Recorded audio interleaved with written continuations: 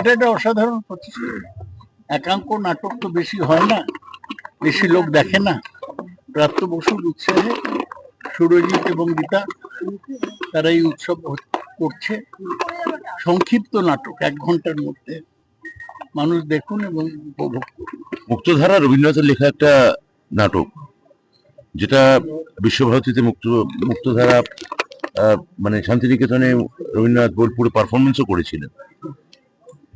তা এই মুক্তধারা মূল ব্যাপারটা ছিল বাঁধ নিয়ে, এবং যেখানে বাঁধ দেওয়া হয়েছিল, বাঁধ জলের তোড় এসে ঢুকেছিল।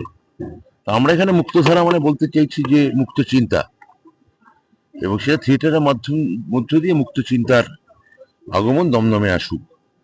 আমার মুখ্যমন্ত্রী মমতা বন্দ্যোপাধ্যায় তিনি এই বিকল্প সংস্কৃতিগুলিকে বরাবরই উৎসাহ দিয়েছেন, এখনো দেন। আপনারা জানেন যে বিভিন্ন লোকশিল্পীরা আমাদের সরকারের থেকে সরাসরি ভাতা পায়। লিটল ম্যাগাজিন মেলা সরকার আয়োজিত বাংলা একাডেমিতে লন্ডন চত্বরে কিছুদিন আগে মুখ্যমন্ত্রী প্রত্যক্ষ প্রণোদনায় অনুষ্ঠিত হলো। তা আমরাও আমাদের এলাকায় ছোটখাটো এই ধরনের অনুষ্ঠান করি। এই কিছুদিন আগে বইমেলা একটা করেছি, আবার এখন এই একটা থিয়েটার ফেস্টিভ্যাল, কিন্তু এটা ওয়ান অ্যাক্ট থিয়েটার ফেস্টিভ্যাল। মূলত সারা বাংলার জেলার থিয়েটারগুলোকে আমরা নিয়ে এসে আমরা এখানে পারফর্ম করাই। সবাইকে জানাই ইংরেজি নববর্ষের প্রথম শুভেচ্ছা। আর আমাদের এটা ৩য় বর্ষ। আমাদের কোচ যেভাবে বলেন আমরা সেইভাবেই খেলি। আমাদের কোচের নাম হলো অধ্যাপক পার্থ বসু। তিনি আমাদের যারা আমরা কাউন্সিলর আছি এদের সবাইকে